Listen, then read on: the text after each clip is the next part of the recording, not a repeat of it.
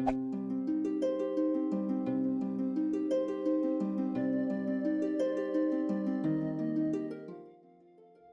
everybody and welcome to Dungeons and Drams. Today we're going to do a fairly easy video. This one's going to be probably pretty quick, but I think extremely useful. One of the things that I always struggled with when I was starting to DM was having a creature that I thought was really cool, but it was too weak. Because the monster manual has all these, well I guess multiverse monster manual at this point, has all these cool monsters, but they're all like CR 1/4 or like a 2 at most. Even an owlbear I think is a 3, which owlbears could be a lot cooler. So what I want to do is teach you how to upscale your monsters. So let's go to ChatGPT. So here we are, we're going to give our usual initial prompt. I am a dungeon master running D&D 5th edition. But here's what I want to do, and there's two different parts here. I need to be able to increase the CR rating of certain monsters so they remain balanced. And I found that that balanced keyword there is important because it will upscale everything kind of in sync with being able to keep up with your party. Balance. So I'd like to give you the monster and the desired CR level, then have you return a stat block. And I thought this was interesting because it does make up some stuff. Advice on running them in the game. So you're going to see new abilities that are just created on the fly here. But if I don't really have an idea of how to possibly use that in combat, I might not be thinking through everything. So I wanted ChatGPT to give me some advice. Okay, so it understands and it's asking us for a monster and the CR that we want. So I thought about this for a little bit, and there's an abyssal monster that I like a lot, but I wanted to use more.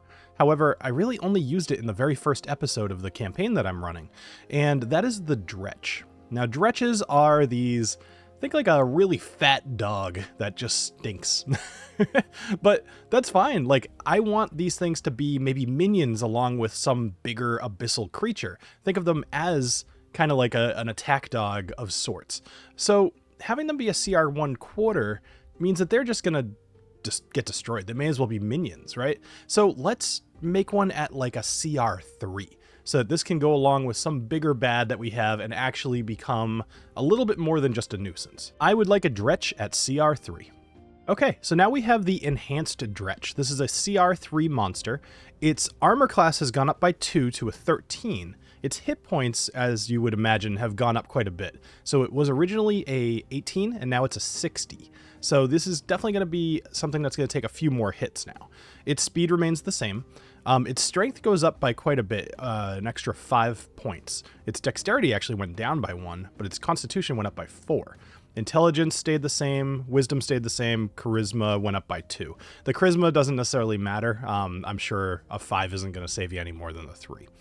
It does have stealth, however, and it doesn't normally have stealth. So that's interesting. So maybe you're trying to sneak up on people.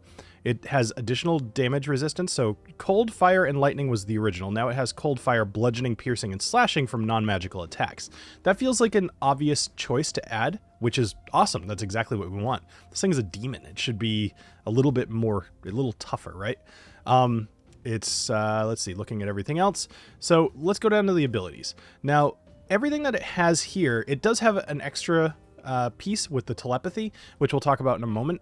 I actually am going to show you how I would change this, and then we'll ask ChatGPT to do that as well. But let's go to the Fetid Cloud. So the Fetid Cloud has changed from a DC 11 saving throw, Constitution saving throw, to a 13, which will help. You know, you're going to get people a little bit more with that. The multi-attack, it can make, originally it makes 2 attacks, so now it's still making 2 attacks. However, its bite and its claw have an additional +3 to hit, whereas normally they were a +2, now they're a +5. And then it gives you a little bit of information here. It's saying that you should try to use this tactically rather than just walking over and farting and making the Fetid Cloud. In this case, it's saying more like you use hit and run tactics. And that's what got me thinking. This thing has stealth, and it's telling you to use hit and run tactics. I think I would rather have pack tactics as part of this, especially if I'm planning on using them along with something else. Just really gang up on a member and make your players choose. Are they going to go help your person who's getting assaulted, or are they going to keep fighting the big boss? The Fetid Cloud, it tells you just to try to use that to separate party members, but this is still very useful. Like, how do I use Fetid Cloud? I know when I used it, it was pretty much, I walked over and then I made the Fetid Cloud and I surprised my players with their first real AoE attack. Search. I just Googled because I didn't know what a Fetid Cloud was. But it's don't do that. Okay. No Google. Okay, sorry. All I saw Novelist doesn't have Google. Okay. Okay. In this case, it's telling you to try to separate your party members, which I think is smart. Telepathy. Now, I don't love the use of telepathy here in what it suggested. I'm trying to think of how I would make that interesting. So it says use telepathy for psychological warfare or to unsettle players with eerie messages. But I want to play these Dretches as a little bit more bestial. So I don't see them necessarily just talking in their head and trying to scare them. I see them more, if anything, like threatening them, like, oh, let's pick off the skinny one or something like that. The idea that they have telepathy would really more work together with that pack tactics, I think, at least thematically. There's really no mechanical, like, you're the DM, you're going to attack whatever you attack. You don't need to make them talk to each other. Now, group dynamics. Consider pairing it with other demons or creatures that can exploit the chaos it creates. Rather than telepathy, I'd like you to incorporate pack tactics. Now, one thing that's nice about adding pack tactics this way is that instead of saying, hey, can you just replace telepathy with pack tactics, it would do that, and that might change the CR rating. I told it that I would rather it use pack tactics, which means it's going to take what it already had. If it needs to, it's going to adjust some of the stats to keep it at the CR3. Now, I have found that the balance that it creates through this is actually pretty good. I haven't used this tool and then run a monster and said, oh, that feels way more like a CR8 instead of a 3. It does a very good job of balancing, especially if you're in that situation where you want to beef up a monster or two. All right, perfect. So this is all done now, and basically it's saying, hey, use the fetid cloud to help drive your enemies towards your other Dretches, and now they're going to have advantage, and that makes perfect sense. All right, let's pick another monster. I'm going to pick something a little higher. Let's pick like a CR5 and make it into a CR10. All right, I picked a fun one, the Ballet. So the Ballet, you'll probably know, the Ballet is like an underground kind of creature that it goes underground and then it leaps out and it attacks. But it really doesn't do much more than that. So the Ballet, it ends up doing a bite attack, and then it has the deadly leap attack. And if it jumps 15 feet as part of its movement, it can use its action to land on its feet in a space that contains one or more creatures. Each of those creatures must succeed on a DC 16 strength or dex saving throw or take damage. So I want this to have more. I don't want to just be dive under the ground, jump out, and attack people. I'm actually kind of hoping it comes up with some sort of like a poison spit attack, or maybe it can teleport, or so. Not really sure what I want, so that's kind of why we're asking ChatGPT. Let's see. So the armor class has increased to 19 from a 17. The hit points are 180 up from 94, so basically doubled. Its speed is the same.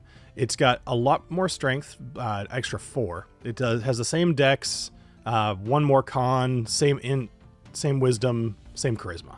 Okay, so I had to think about this for a little bit because I wasn't quite sure I liked what it came up with, but after considering it, I actually do. All right, so you've got, as I mentioned, the stats are increased, but let's go into its abilities. So the Deadly Leap has now increased from, I think, 3d6. Yeah, 3d6 plus 4. It's now 4d12 plus 6, which is quite a bit more, plus 3d6 slashing. So that is going to hurt if they get landed on.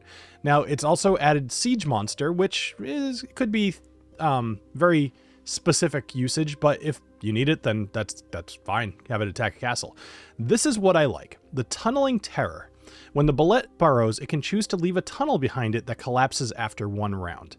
What's going to happen with your players when the Ballet jumps out of the ground, attacks, tunnels, and then you make a point to let them know the tunnel is still there?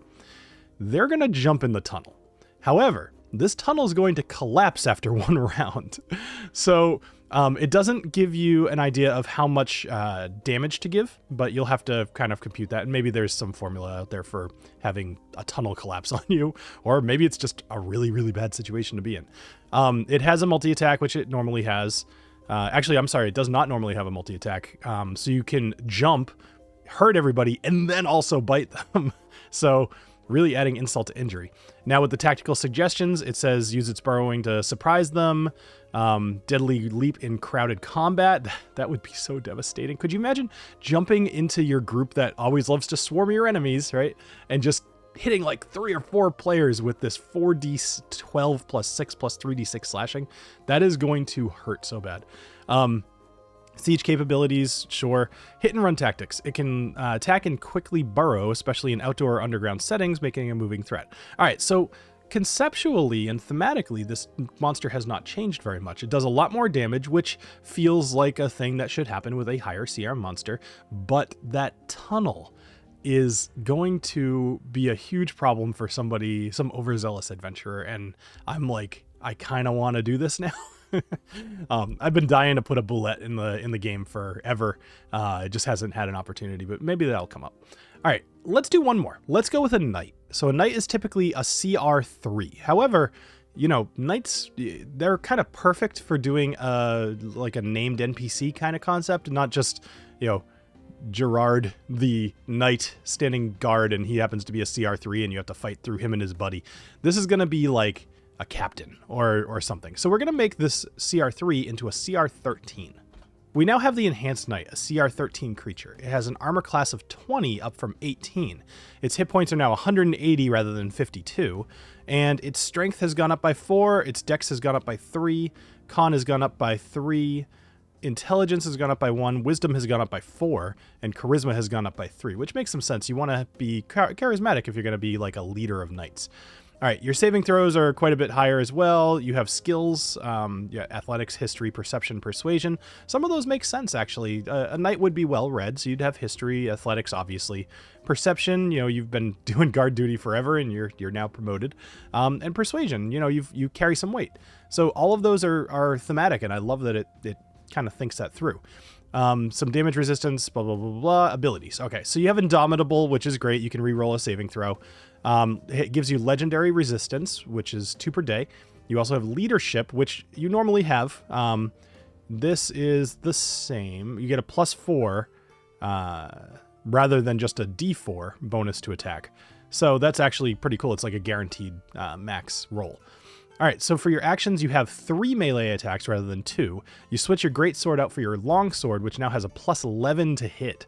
It only does 13 damage, or 15 if you have 2 hands, but you're going to be doing 3 of them. So you're going to average about, what, maybe 40 hit points, or 40 damage a turn. You've got your heavy crossbow and your legendary actions. Now, this is where it can get cool, too. You're going to do additional attacks. You could command your allies to... you can command them to make another attack, so that could be really good. And or you could rally your knights, so restoring 10 hit points to itself and each ally within 30 feet. It gives you some tactical suggestions, basically saying that you should play either offensively or defensively, depending on how many minions or allies you have. So this makes sense, and it could be a really good way to just beef up one of your creatures. I would say that of all the videos that I've made, this right here is the concept I probably use the most. When I'm running my games, a lot of times I have something I want to use, and maybe it's not tough enough. Or actually, I've actually used this to downgrade some monsters too. And in this case, I think this is great. Actually, I think the Knight is probably one of the best examples of how you could take somebody who's just normal and then make them legendary with very minimal effort. And although I might make it do a little bit more damage on the longsword attack, I still think it did a pretty good job. All right. Well, I will see you guys all next week. If I don't put out another video beforehand, I hope you have a happy holiday, and I will see you next time on Dungeons & Drams. Cheers.